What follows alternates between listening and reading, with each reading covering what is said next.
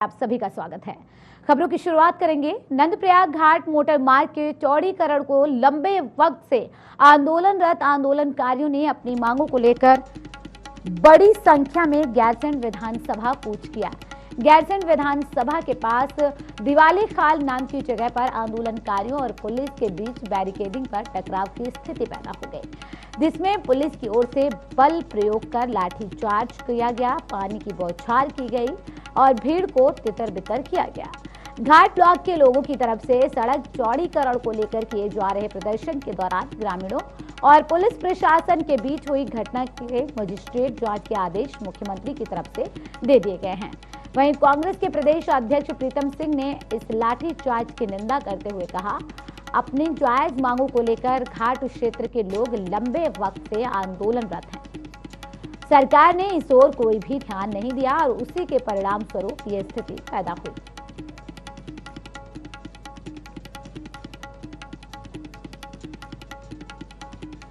तो आंदोलनकारियों और पुलिस के बीच टकराव की स्थिति देखी गई। बजट सत्र के दौरान आंदोलनकारियों पर, हालांकि इस दौरान जब वो गैरसैंण विधानसभा की तरफ कूच कर रहे थे, उन पर पानी की बौछार की गई और टकराव की स्थिति देखते हुए उनको तितर-बितर करने की पूरी कोशिश की गई। इसके तहत उन पर पानी की बौछार की गई, जिससे लोग तितर-बितर हो जाएं। लंबे समय से यहां अपनी मांगों को लेकर प्रदर्शनकारी प्रदर्शन कर रहे थे। इस बीच जब वो गैरसैंण विधानसभा का घेराव करने के लिए कूच कर रहे थे, तो भारी पुलिस बल ने उन्हें रोकने की पूरी कोशिश की और वाटर कैनन का भी इस्तेमाल किया।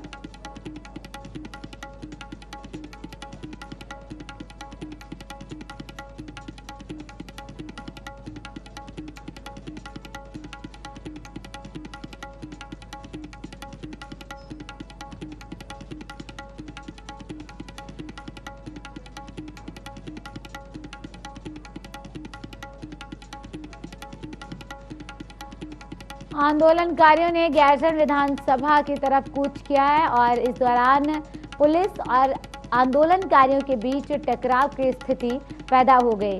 इस टकराव को रोकने के लिए और आंदोलनकारियों को तितर-बितर करने के लिए पुलिस की तरफ से वाटर कैनन का इस्तेमाल किया गया और उन्हें तितर-बितर करने की पूरी कोशिश करते हुए तमाम पुलिसकर्मी नजर आए। बैरिकेडिंग पर जब वो हटाने लगे तो पुलिस और आंदोलनकारियों के बीच टकराव की स्थिति पैदा हो गई। लंबे समय से ये लोग अपनी मांगों को लेकर प्रदर्शन कर रहे थे। गैरसैंण विधानसभा की तरफ जब ये कूच करने के लिए निकले तो फिर पुलिस और आंदोलनकारियों के बीच टकराव की स्थिति उत्पन्न हो गई। कांग्रेस के प्रदेश अध्यक्ष प्रीतम सिंह ने इस जो लाठीचार्ज किया गया है आंदोलनकारियों पर, उसकी निंदा करते हुए कहा कि अपनी जायज मांगों को लेकर घाट क्षेत्र के लोग लंबे समय से आंदोलन कर रहे थे। सरकार ने इस ओर कोई ध्यान नहीं दिया। यही वजह है कि आज ये स्थिति पैदा हुई है। एक तरफ पुलिस और आंदोलनकारियों के बीच टकराव की स्थिति पैदा हुई और इस दौरान पुलिसकर्मियों ने लाठीचार्ज किया आंदोलनकारियों पर और पानी की बौछार की। आंदोलनकारियों को गैरसैंण विधानसभा कूच करने के लिए जब वो जा रहे थे तो उन्हें रोकने की पूरी कोशिश की गई, लाठीचार्ज किया गया और उन पर पानी की बौछारें भी की गई, जिस पर कांग्रेस प्रदेश अध्यक्ष प्रीतम सिंह ने कटाक्ष किया है और कहा कि अपनी जायज मांगों को लेकर जो लोग आंदोलन कर रहे हैं उनकी तरफ बिल्कुल भी ध्यान नहीं दिया जा रहा है। उन्होंने निंदा की है जो लाठीचार्ज किया गया आंदोलनकारियों पर। तो गैरसैंण विधानसभा की तरफ कूच कर रहे थे ये आंदोलनकारी। लंबे समय से अपनी जायज मांगों के लिए बैठे हुए थे, लेकिन इनकी मांगें पूरी नहीं होती दिखी तो इन्होंने गैरसैंण विधानसभा की ओर कूच करने का मन बना लिया और इस दौरान आंदोलनकारियों और पुलिस के बीच झड़प की स्थिति पैदा हो गई। अधिक जानकारी के साथ संवाददाता के सेमवाल जुड़ गए हैं फोन लाइन पर।